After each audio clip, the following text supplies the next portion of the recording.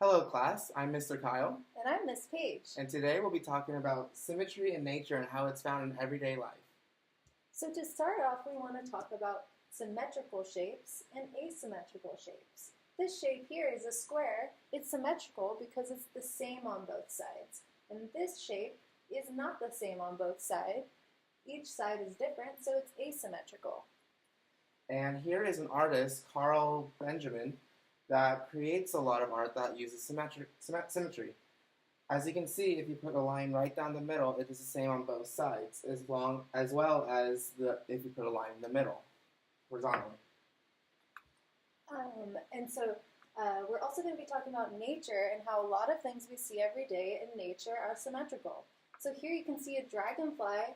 It's the same on both sides, and the same with the flower, which is also the same on both sides.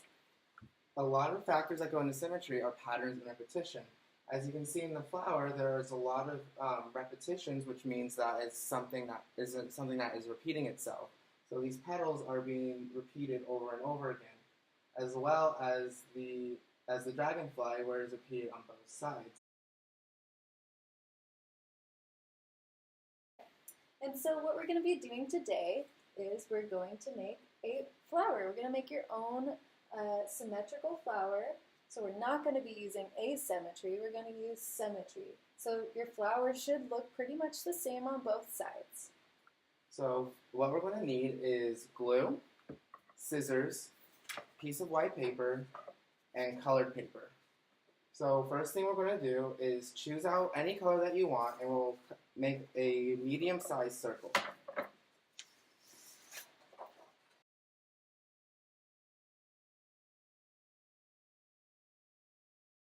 And what you're going to do with that circle is paste it in the middle of your paper.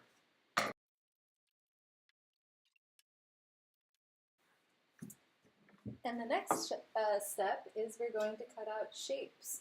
So it's not going to be as big as your first circle. They should be about this size. And you're going to cut out triangles, circles, and squares. They can be any 3 colors.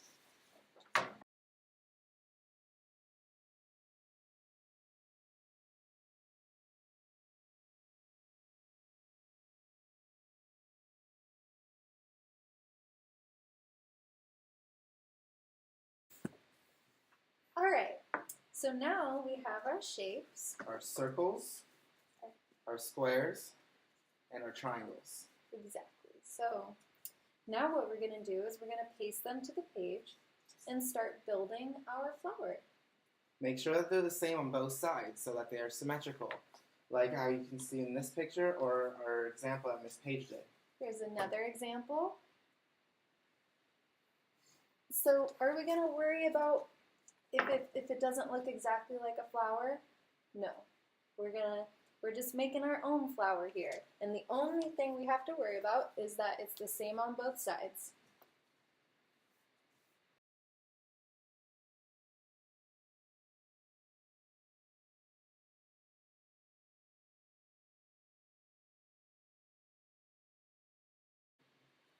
Yeah. Sharing.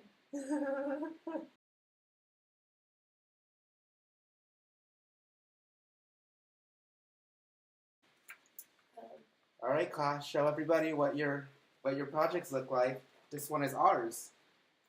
As you can see, it is symmetrical down the center and the horizon.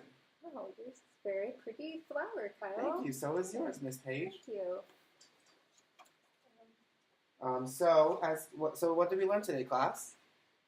That's right. We learned about how symmetry is about a shape that is same on both sides. And we also learned that flowers are something in nature that is symmetrical on both sides usually, just like this and this. And we also learned about how a lot of artists use symmetry in their art as well.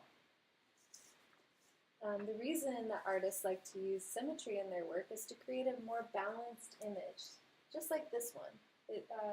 They used symmetry and pattern to create a nice and balanced image.